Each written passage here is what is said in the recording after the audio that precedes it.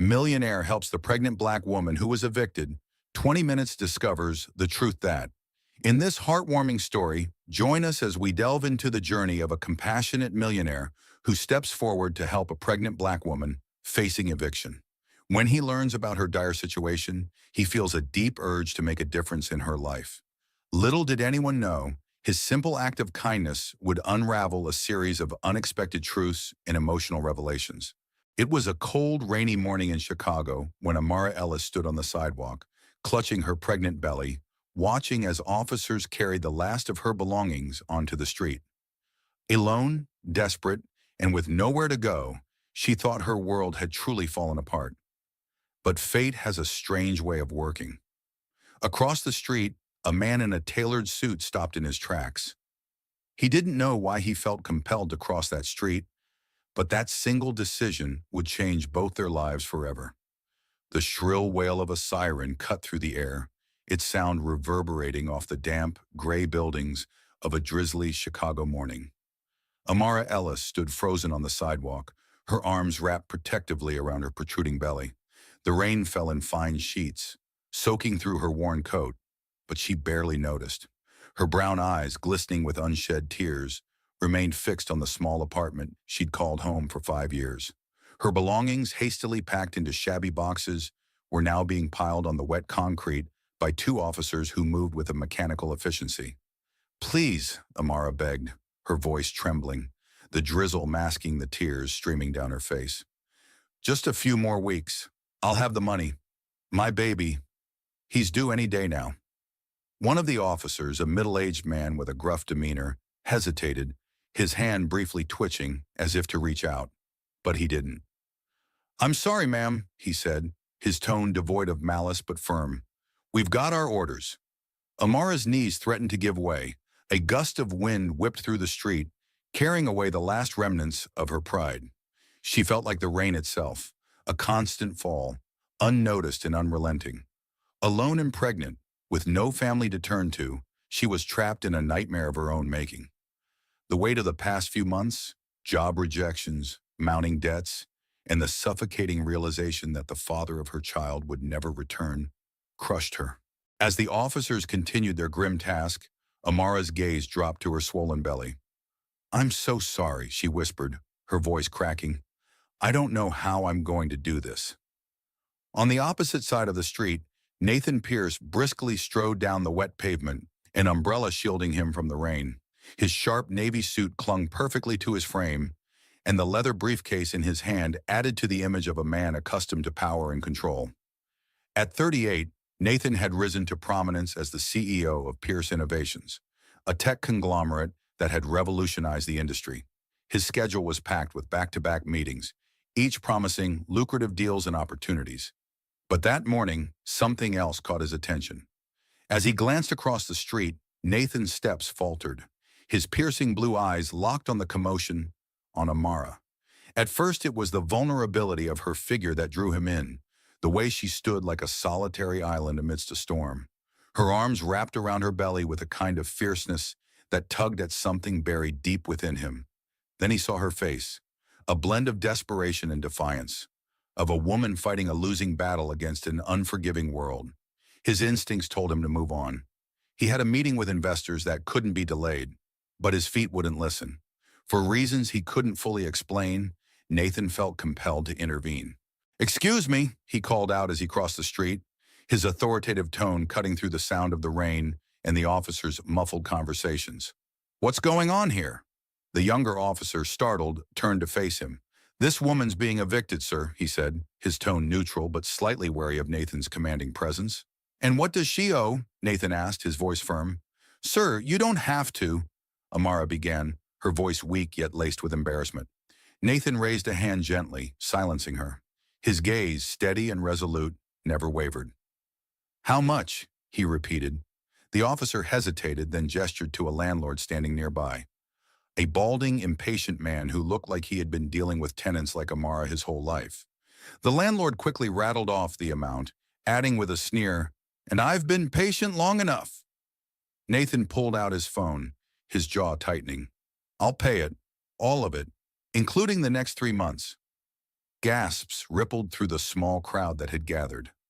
The landlord, stunned, quickly agreed, while Amara could only stare at Nathan in disbelief. Her lips parted as if to speak, but no words came out. Within minutes, the transaction was complete, and the officers began retreating, muttering about how this was the strangest eviction they'd ever seen. When the street fell silent again, Amara found herself alone with Nathan. The rain had slowed to a drizzle, and for the first time that morning, the tension in her chest loosened slightly. I, I don't know what to say, she stammered, her voice trembling with gratitude and lingering disbelief. Nathan's serious expression softened as he offered a small smile. There's no need to thank me. Everyone needs help sometimes. But why? She asked, her brow furrowing. You don't even know me. Nathan hesitated. How could he explain the inexplicable pull he felt toward her? Let's just say I know what it's like to feel like the world's against you, he said finally, his tone tinged with melancholy. And I'd like to help, if you'll let me. Amara studied him carefully, searching his face for ulterior motives. She found none. Instead, she saw a man who carried his own burdens, though his tailored suit and polished demeanor masked them well. Amara Ellis, she said, offering her hand, a gesture both cautious and grateful. Nathan Pierce, he replied, shaking her hand. The moment their hands touched, a flicker of recognition crossed his face. Ellis, he murmured almost to himself. That name, it sounds familiar. Are you from Chicago originally? No, Amara said with a faint smile, shaking her head. I grew up in a small town in southern Illinois. I came here to start over. Nathan nodded, though a shadow passed over his features. Something about her stirred a distant memory he couldn't quite place, but he quickly pushed it aside. Well, Amara, he said, his tone shifting to one of gentle encouragement. Starting over isn't easy, but maybe this can be your first step. As the rain subsided and the city resumed its indifferent hum, Nathan made an impulsive offer. Would you let me buy you a coffee? We could talk about how else I might be able to help. Amara hesitated, her defenses rising instinctively. But there was something about him, a sincerity she couldn't ignore. And for the first time in months, hope flickered in the shadows of her despair. She nodded. Okay, a coffee would be nice. Together they walked toward a small cafe, unaware that this moment, this chance meeting on a rainy Chicago morning, would change their lives forever.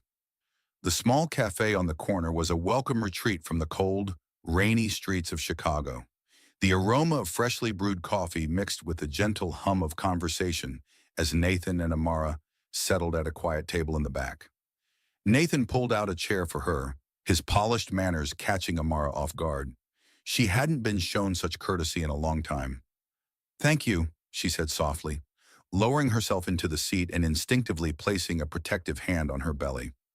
The simple act seemed to draw Nathan's gaze, a flicker of something unreadable crossing his expression before he looked away. As the server approached, Nathan ordered a cappuccino and looked at Amara. What would you like? Just tea, she replied, her voice still carrying a hint of uncertainty. The server left, and for a moment they sat in silence. The cafe felt warm and safe, but Amara couldn't shake the lingering sense of disbelief. Who was this man, and why had he chosen to intervene in her life?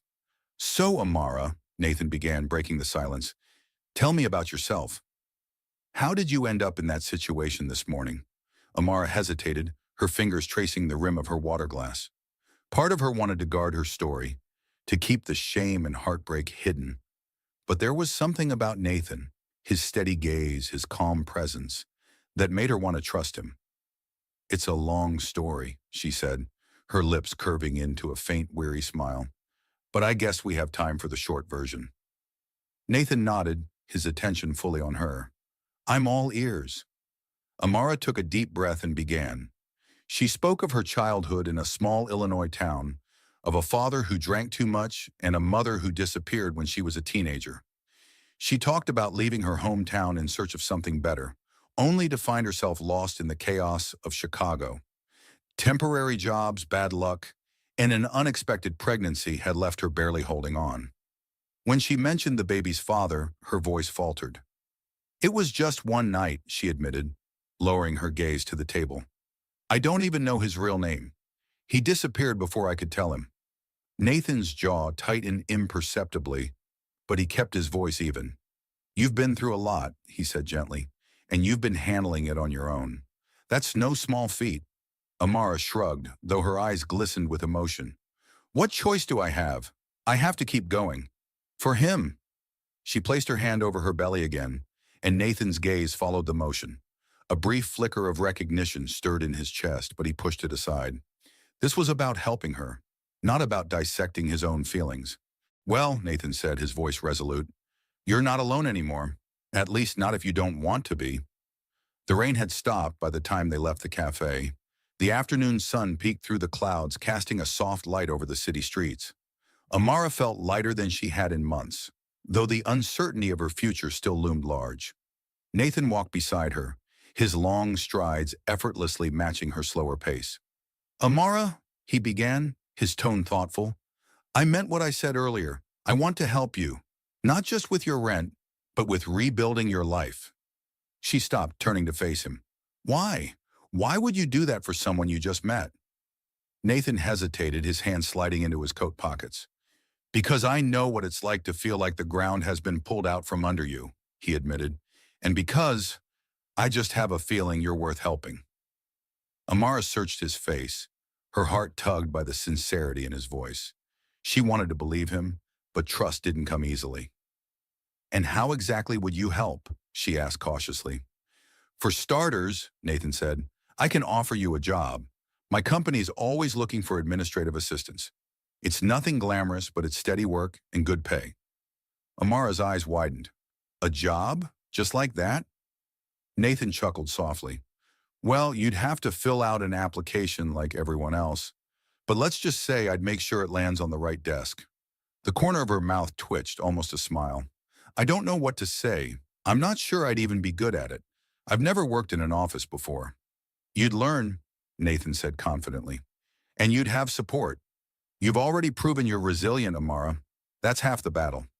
She looked at him for a long moment, weighing her options. Accepting his help meant stepping into a world she didn't fully understand, but it also meant a real chance to build something better for herself and her baby. Finally, she nodded. Okay, I'll give it a try. Nathan's smile was warm and genuine. Good. We'll get everything set up tomorrow. As they approached Amara's apartment building, now safe thanks to Nathan's intervention, she turned to him. Thank you, she said quietly, her voice full of emotion. I don't think I can ever repay you for what you've done. Nathan shook his head. You don't owe me anything, Amara. We all need someone to believe in us now and then. She hesitated, then added, Why me? Out of all the people in the world, why did you stop for me? Nathan's gaze softened, but his answer was deliberately vague. Let's just say I believe in fate. As she unlocked the door and stepped inside, Amara turned back to him, a small smile on her lips. Maybe fate isn't so bad after all. Nathan watched as the door closed behind her, a faint smile of his own playing on his face. But as he walked away, his thoughts turned inward. The name Ellis, the vulnerability in her eyes, the faint stirrings of a memory he couldn't quite place. They all tugged at something deep within him. He didn't know what it was yet, but he intended to find out. Amara adjusted the hem of her second-hand blazer as she stepped through the glass doors of Pierce Innovations. The sheer scale of the building, a towering skyscraper that dominated the Chicago skyline, made her feel small, but she kept her head high. The baby shifted in her belly as if sensing her unease, and she placed a comforting hand there. Mommy's got this, she whispered, steeling herself before stepping into the polished marble lobby. The receptionist, a polished woman with sharp eyes, glanced up and offered a professional but distant smile. You must be Amara Ellis. Mr. Pierce is expecting you. Take the elevators to the 27th floor. Amara nodded, murmured her thanks, and made her way to the elevators. As the numbers climbed higher, her nerves grew tighter. She couldn't shake the feeling that she didn't belong in a place like this, surrounded by sleek suits and the hum of corporate efficiency. But when the elevator doors opened, she was greeted by a familiar face. Nathan stood there looking effortlessly composed in his tailored suit. His smile was warm, instantly putting her at ease. Good morning, he said, stepping aside to let her out. Welcome to your first day. Morning, Amara replied, her voice tinged with nervousness. I'm not sure I'm cut out for this. Nathan chuckled, his tone reassuring. You'll be fine. I'll show you to your desk. As they walked through the bustling office, whispers followed them. Employees stole glances, curious about the visibly pregnant newcomer, escorted by the CEO himself. Amara tried to ignore the stares, focusing on Nathan's steady presence. He introduced her to her new supervisor, Olivia Harper, a sharp yet kind woman in her late 30s. Olivia welcomed Amara with genuine warmth and showed her the ropes. By midday, Amara felt more confident. The work was straightforward, and Olivia proved to be a patient mentor. Still, the lingering whispers around the office reminded her of how out of place she felt. That evening, Nathan sat in his expansive office, staring at a photograph he had unearthed from a stack of old event materials. His heart pounded as he studied it. The picture was from the Pierce Innovations product launch party months ago, a night he had all but forgotten. Yet there she was, standing beside him, laughing at something someone had said, her eyes sparkling with the kind of carefree joy he hadn't seen in her since they met again. Amara. It all came rushing back. The flashes of that evening, the wine, the fleeting connection with a stranger whose name he hadn't caught. Nathan leaned back in his chair, his mind racing. Could it really be her? Could he have been so blind not to recognize her immediately? The coincidence was too glaring to ignore. He had to know the truth. The next morning, Amara was sorting files at her desk when Nathan approached. His expression was calm but intense, a mix of curiosity and apprehension. Amara, he said softly, can we talk for a moment? Amara blinked, startled by the sudden request. Of course, she replied, standing up and following him to his office. The walk felt interminable, her mind racing with possibilities. When they were seated, Nathan pulled out the photograph and placed it on the desk between them. Do you remember this night? He asked, his voice careful, measured. Amara froze. Her eyes fell on the photo, and memories came rushing back, blurry and fragmented but undeniable. The party, the laughter, the man with piercing blue eyes who had offered her a moment of solace in an otherwise lonely life. She swallowed hard, her voice barely above a whisper. I remember bits and pieces. It was a long night. Nathan leaned forward, his gaze searching hers. Amara, I need to ask you something, and I need you to be honest with me. Could I be the father of your child? The room seemed to shrink around her. Her breath caught in her throat as the weight of his question sank in. She looked away, her mind racing, but the answer was clear. She nodded slowly, her voice trembling. It's possible.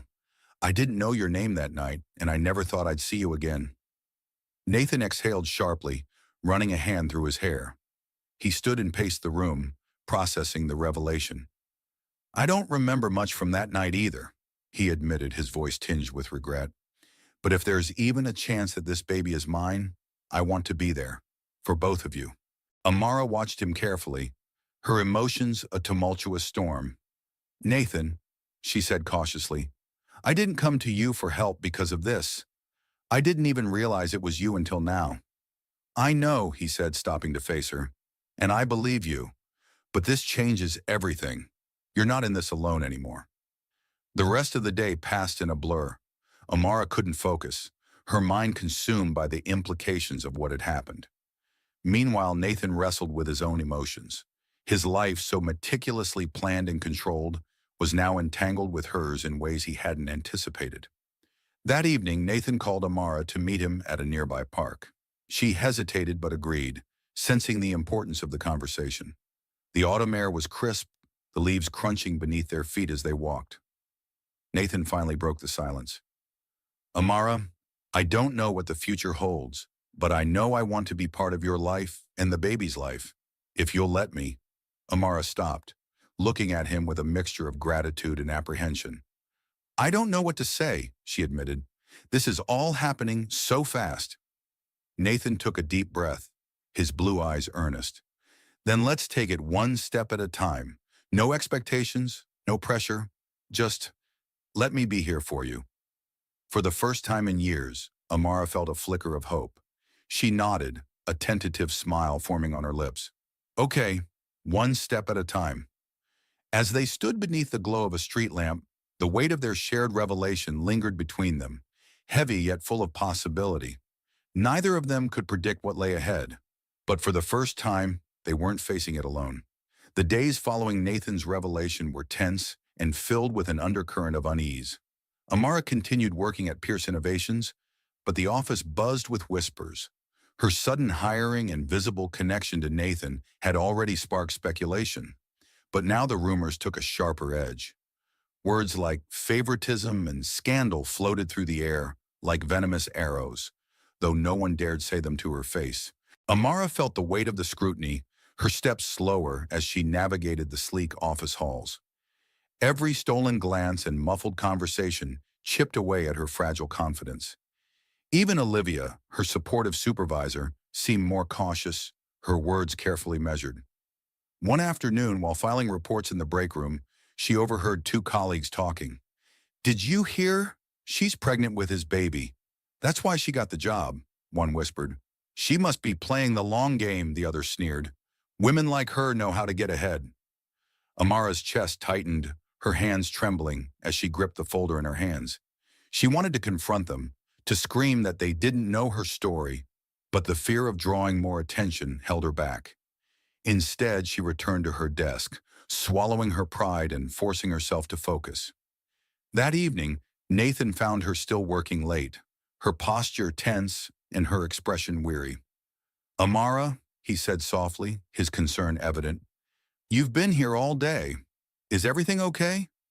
She hesitated, then met his gaze, her vulnerability laid bare. "People are talking about me, about us. They think I don't deserve to be here." Nathan's jaw tightened, his protective instincts flaring. "I'll put an end to it," he said firmly. "No," Amara interjected, her voice steady but tinged with exhaustion. "That will only make it worse. I need to prove them wrong. Let me handle it." Nathan studied her for a moment, his respect for her resolve growing. "You're stronger than you think," he said finally, "but you don't have to face this alone." The following morning, Nathan's secretary knocked on his office door, her expression hesitant. "Mr. Pierce, there's a visitor here to see you," she said. "She claims to be your late wife's sister." Nathan's breath caught. He hadn't seen or spoken to Catherine Rowan since Sarah's funeral 5 years earlier. Memories of that time, of grief, guilt, and the suffocating weight of loss flooded back as he nodded.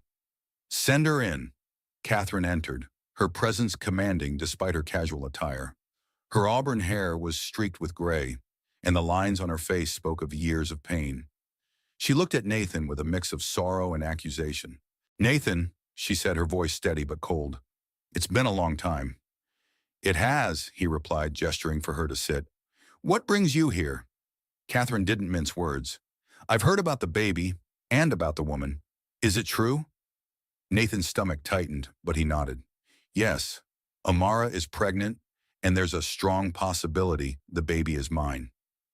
Catherine's lips pressed into a thin line. "Do you even think about Sarah anymore? About what you lost?" The question hit him like a blow, but he steadied himself. "Every day," he said quietly. "But Sarah is gone, Catherine, and I can't spend the rest of my life trapped in the past. This baby, she's a second chance for me." Catherine's gaze softened, though her voice remained firm. "I'm not here to judge you, Nathan, but you need to understand something. Sarah was pregnant when she died." The words landed like a thunderclap. Nathan stared at her, his mind racing. What are you talking about?" "She found out just days before the accident," Catherine continued, her voice breaking slightly. "She wanted to surprise you, to tell you that night. That's why she insisted on coming home early." Nathan felt as though the air had been sucked from the room. He leaned back in his chair, his hands gripping the armrests as he tried to process the revelation. The weight of his guilt, already immense, now threatened to crush him completely. "Why didn't you tell me before?" he managed to choke out. "Because I didn't think you could handle it," Catherine said. "But now, seeing you move on, I needed you to know. Sarah deserves to be remembered." Nathan nodded slowly, his heart heavy with grief and regret. "She will be," he promised, "always." That evening, Nathan visited Amara at her apartment. She welcomed him in, though she immediately sensed the tension in his demeanor. "What's wrong?" she asked, her voice filled with concern. Nathan hesitated, then sat down beside her on the worn couch. "Catherine came to see me today," he admitted. "She told me something I didn't know. Something about Sarah." Amara listened intently as Nathan recounted Catherine's revelation. Her heart ached for him, for the layers of grief he carried so quietly. When he finished, she placed a comforting hand on his. "Nathan, I can't imagine how hard this must be for you, but you can't let it define your future." Nathan looked at her, his blue eyes filled with gratitude. "You're right," he said, "and I want you to know that no matter what happens, I'm here. For you and the baby." Amara smiled softly, her trust in him deepening. "I believe you." As they sat together, the unspoken bond between them grew stronger, but the challenges ahead loomed larger. The ghosts of Nathan's past and the scrutiny of their present threatened to unravel everything they were building. A few nights later, Amara was organizing baby clothes when she felt a sharp but not unpleasant sensation in her belly. She gasped, her hands instinctively pressing against her stomach. Nathan, who was helping assemble a crib, looked up. "What is it? Are you okay?" She smiled, her eyes wide with wonder. "The baby, she kicked." Nathan immediately crossed the room and knelt beside her, his hands hovering uncertainly until Amara guided them to the right spot. A moment later he felt it, a tiny, powerful movement beneath his palm. His eyes filled with awe. "She's really there," he whispered. "It's incredible." Amara's gaze softened, her fears momentarily forgotten. She knows her dad is close. Nathan looked at her, his heart swelling with a mixture of emotions. "Amara," he said softly, "thank you for letting me be part of this." "You don't have to thank me," she replied. "You've already done so much." As they shared the intimate moment, they both felt a renewed sense of purpose. The road ahead would be difficult, but for the first time, they believed they could face it together. A week after Catherine's visit, she showed up at Nathan's apartment unannounced. Her demeanor was calmer this time, her eyes less accusatory. Amara was there too, sitting on the living room couch with her feet propped up and a glass of water in her hand. When Catherine entered, her eyes briefly flickered to Amara's swollen belly before she turned to Nathan. "I brought something," Catherine said, setting a small, weathered box on the coffee table. "These were Sarah's. I thought maybe they could help you understand why I came to see you." Amara watched silently as Nathan opened the box, revealing a collection of photographs, letters, and trinkets. One picture in particular caught his eye. A young, beaming Sarah holding what looked like a baby blanket. "She made that blanket," Catherine said quietly. "She was so excited about the baby." Nathan's throat tightened.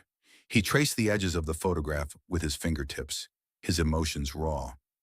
Amara, sensing his distress, reached out and placed a reassuring hand on his arm. Catherine cleared her throat, her voice softer now. "I came here angry, Nathan, but seeing you and hearing how much you care about this baby, I think Sarah would have wanted this. For you to move forward." Nathan looked up, his gratitude unspoken but evident in his expression. "Thank you," he said simply. Amara broke the silence. "Catherine, would you like to stay for dinner?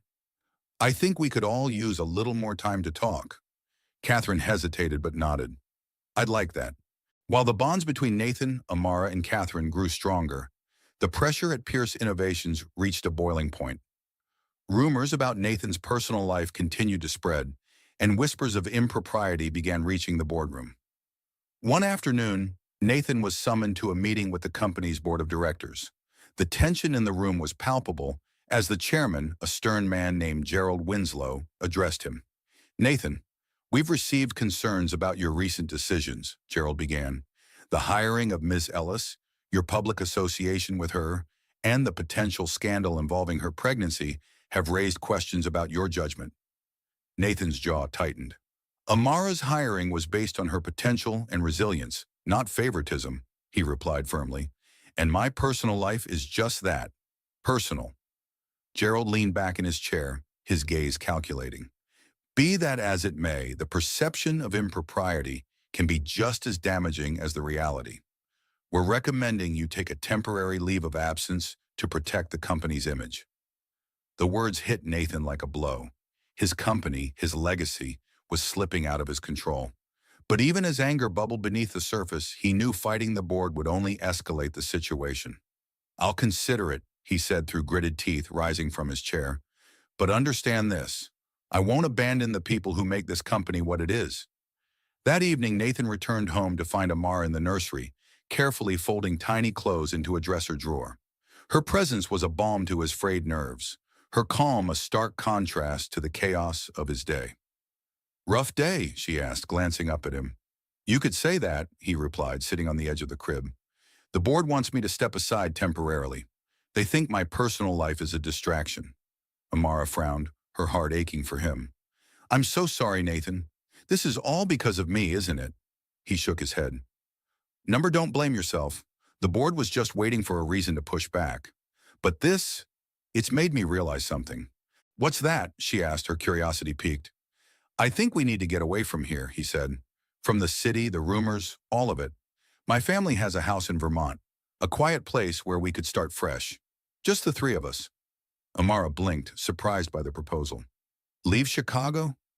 "I know it's a lot to ask," Nathan admitted, "but I think it could be good for us, for the baby. A real chance to figure out what we want our lives to look like." Amara looked down at her belly, her mind swirling with thoughts. Leaving Chicago meant leaving behind the only semblance of a life she had managed to build. But the idea of a new beginning, far from the prying eyes and judgmental whispers, was undeniably appealing. "Okay," she said finally, her voice steady. "Let's do it." The following weekend, Catherine returned for dinner. Amar and Nathan had already decided to share their plan with her, knowing it would affect her too. "We're leaving Chicago," Nathan announced over the meal. "We're moving to Vermont." Catherine looked surprised but not upset. "That's a big change. Why Vermont?" "It's peaceful," Nathan explained, "and we need a fresh start." Catherine nodded slowly. "I can understand that, but I'd like to stay in touch if that's okay. I want to be part of this baby's life." Amara smiled, her affection for Catherine growing. "Of course. Your family, Catherine. And we want our daughter to know about her namesake." Catherine's eyes glistened with unshed tears. "Thank you," she said softly. "That means more to me than you know." As the moving truck pulled away from the apartment, Amara and Nathan stood on the sidewalk, their fingers intertwined. The city that had been both a place of struggle and a stage for their improbable meeting now felt like a closed chapter. "Are you ready for this?" Nathan asked, his voice gentle. Amara looked at him, her smile tentative but hopeful. "I think so. For the first time in a long time, I feel like I'm exactly where I'm supposed to be." Nathan leaned down, pressing a soft kiss to her forehead. "We'll make this work, I promise." As they drove out of Chicago, the horizon stretched before them, filled with the unknown. But for Nathan and Amara, it wasn't just an escape. It was the beginning of something new. Together, they would build a life for their daughter, a life rooted not in the past but in the promise of the future. The drive to Vermont felt like a journey into a different world. Amara watched the landscape shift from towering skyscrapers to rolling hills, the trees painted in hues of gold and crimson. The farther they traveled from Chicago, the more her shoulders relaxed, as if the weight of the city's scrutiny was lifting with every mile. Nathan turned down the long gravel driveway leading to the Pierce family estate. The house came into view, nestled amidst a canopy of maple trees. It was a sprawling colonial-style home with white shutters, a wraparound porch, and an inviting charm that made Amara's breath catch. "This is beautiful," she said softly, her hand resting protectively on her belly.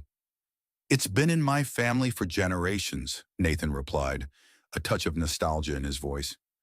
"I used to come here every summer as a kid. It always felt like a safe haven." As they stepped out of the car, the crisp autumn air carried the faint scent of wood smoke.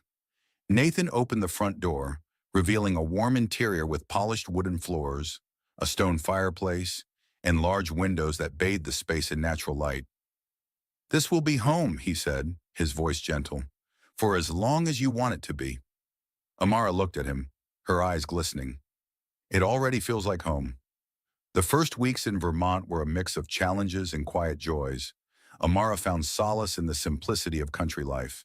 She spent her mornings walking through the woods, the sound of crunching leaves underfoot grounding her. The afternoons were filled with preparations for the baby, assembling furniture, folding clothes, and decorating the nursery with soft pastels. Nathan split his time between helping Amara and managing his company remotely. The barn on the property had been converted into a home office, complete with high-speed internet and all the tools he needed to stay connected.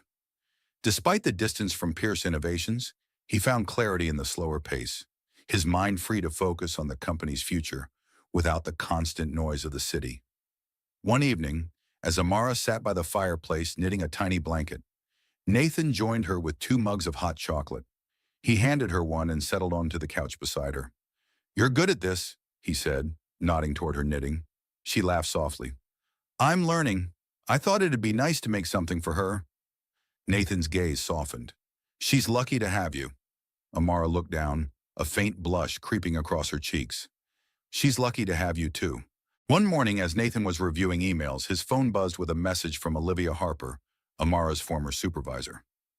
Olivia. "Nathan, I hope you're doing well. Things at Pierce Innovations have taken a turn. The board is making decisions that go against everything you built the company to stand for. We need you back, or at least your guidance." Nathan frowned, his mind racing. He had expected turbulence after stepping back, but the thought of the company's vision being compromised filled him with unease. He didn't want to disrupt the life he and Amara were building, but he also couldn't ignore Olivia's plea. "What's wrong?" Amara asked as she walked into the room, her hand resting lightly on her belly. Nathan hesitated before showing her the message. "It's Olivia. She says the board is making questionable decisions." Amara read the message, her brow furrowing. "Do you want to go back?" Nathan shook his head. "Not to Chicago, but I can't let the company lose its way." Amara thought for a moment, then smiled. "What if we bring the company here?" Nathan blinked. "What do you mean?" "You said this place was your safe haven," she explained. "Why not turn it into a retreat for innovation? A place where your team can come to focus, away from the city. It could help the company and let us stay here." Nathan stared at her, impressed by her insight. "That's, actually brilliant." A week later, Catherine arrived at the estate, her car kicking up gravel as she pulled into the driveway. Amara greeted her at the door, her smile warm despite the chilly air. "Welcome," Amara said. "Come in. It's so good to see you." Catherine entered, her arms filled with gifts for the baby. "I hope I'm not intruding," she said, looking around at the cozy home. "I just wanted to see how you're settling in." Amara led her to the living room, where Nathan was tending to the fireplace. He looked up, his face lighting up with a genuine smile. "Catherine, it's good to see you." As they sat together, Catherine shared stories of Sarah, her voice laced with both sorrow and fondness. "Sarah would have loved this place," she said, looking out the window at the golden leaves. "She always dreamed of a quiet life like this." Amara reached for Catherine's hand, squeezing it gently. "She's still a part of this life. We named the baby after her for a reason." Catherine's eyes filled with tears, and she nodded. "Thank you for that. It means the world to me." As the first snow blanketed the Vermont countryside, Amara and Nathan found themselves settling into a rhythm. The nursery was ready, their plans for the retreat were in motion, and Catherine had become a welcome visitor, bridging the past with the present. One snowy evening, as the three of them sat by the fire with cups of mulled cider, Nathan looked at Amara and Catherine, feeling an unfamiliar but welcome sensation: contentment. "This feels right," he said, his voice soft but firm. "Like we're building something real." Amara smiled at him, her hand resting on her belly. "We are." Catherine raised her glass, a rare smile gracing her lips. "To Sarah," she said. "To family." As the snow continued to fall outside, Amara, Nathan, and Catherine found themselves bound not by tragedy, but by hope, ready to face whatever challenges the future might bring. The house in Vermont stood at the end of a winding road, surrounded by acres of lush forest and fields. The sprawling estate, with its ivy-covered stone walls and weathered wooden shutters, exuded a timeless charm. Amara stepped out of the car, cradling her belly as she took in the fresh mountain air. It was a stark contrast to the noise and chaos of Chicago, a silence so profound it felt almost surreal. "This is it," Nathan said, stepping beside her. His voice was soft, a mixture of nostalgia and hope. "It belonged to my grandparents. I used to spend summers here as a kid." "It's beautiful," Amara murmured, her awe genuine. She turned to him, her voice tinged with uncertainty. "Do you think we'll fit here?" Nathan placed a reassuring hand on her back. "We'll make it fit," he promised, "for us and for her." They walked toward the house, the crunch of gravel beneath their feet echoing in the stillness. Inside, the home was warm and inviting, filled with memories of generations past. Amara ran her fingers along the edge of an old oak table, feeling a sense of peace she hadn't known in years. "This could work," she said, her smile tentative but sincere. "It will," Nathan replied, his determination unwavering. The days that followed were a whirlwind of unpacking and adjustments. Nathan converted the old barn into a home office, complete with high-speed internet and video conferencing equipment, so he could continue managing Pierce Innovations from afar. Amara, meanwhile, found solace in the kitchen and garden, discovering an unexpected joy in nurturing the land. One afternoon, as Amara knelt in the soil planting a row of flowers, Nathan approached with a steaming cup of tea. "You're a natural," he remarked, watching her work. She glanced up at him, wiping dirt from her hands onto her jeans. "I think I needed this," she admitted. "Something simple, something grounding." Nathan nodded, his gaze lingering on her. "I think we both did." As the weeks passed, their bond deepened. Quiet evenings spent by the fireplace turned into nights of shared stories and laughter. The house, once filled with echoes of the past, now began to hum with the promise of a future. One crisp autumn morning, the sound of tires crunching on the gravel driveway interrupted their breakfast. Nathan rose from his chair, peering out the window to see a familiar car pulling in. "It's Catherine," he said, his surprise evident. Amara's brow furrowed. "Did she say she was coming?" Nathan shook his head but opened the door to greet her. Catherine stepped out, carrying a large bag and looking slightly nervous. "I hope I'm not intruding," she said, her voice tentative, "but I wanted to bring something for the baby." "You're always welcome here," Nathan assured her, stepping aside to let her in. Catherine's demeanor softened as she entered the cozy home. She placed the bag on the dining table and began pulling out its contents: hand-knitted blankets, baby clothes, and a small framed photograph of Sarah. "I thought it would be nice for her to know where she came from," Catherine said, her voice wavering. Amara picked up the photograph, her heart swelling with gratitude. "Thank you," she said softly. "This means so much." Catherine stayed for lunch, and by the time she left, the air between them felt lighter. The visit had bridged the gap between their complicated past and the family they were building. The first snowfall of the season blanketed the Vermont countryside as Amara went into labor. Nathan, calm under pressure, helped her to the car and drove through the snowy road to the nearest hospital, his hands gripping the wheel tightly. Hours later, their daughter was born. The delivery room was filled with the sound of her first cries, a melody that brought tears to both of their eyes. "She's perfect," Nathan whispered, holding the tiny wriggling bundle in his arms. He passed her to Amara, who cradled her daughter with a mixture of awe and love. "What should we name her?" Amara asked, her voice hoarse but full of emotion. Nathan hesitated, then smiled. "Sophia," he said. "It feels right." Amara nodded, tears streaming down her face. "Sophia Pierce," she whispered. "Welcome to the world, little one." Back at the Vermont house, the first weeks of parenthood were both exhausting and magical. Nathan took on as much as he could, often waking in the middle of the night to soothe Sophia's cries. Amara marveled at his patience, her heart swelling with affection as she watched him bond with their daughter. One evening, as they sat by the fire with Sophia asleep in her bassinet, Nathan turned to Amara. "I've been thinking," he began, "about the company." Amara raised an eyebrow. "What about it?" "I don't want to leave Sophia and you behind, but I also don't want to abandon Pierce Innovations," he said. "What if we turn this place into an innovation retreat, a space where employees can come to work, recharge, and think outside the box?" Amara's eyes lit up. "That's brilliant. It could be exactly what the company needs. They spent the rest of the evening sketching out ideas, their excitement building. For the first time in months, the future felt not just possible, but bright. On Sophia's first night in her nursery, Amara and Nathan stood by the crib, watching her sleep. The room was filled with the soft glow of a nightlight, and the air was thick with the quiet hum of contentment. "We've come a long way," Amara said, her voice tinged with wonder. Nathan wrapped an arm around her, pulling her close. "And we've got a long way to go. But we'll do it together." Amara leaned her head against his shoulder, her heart full. "I wouldn't have it any other way." As the snow continued to fall outside, blanketing the world in a pristine white, Nathan and Amara knew they had found something rare, a love forged in adversity, strengthened by trust, and filled with hope for the future.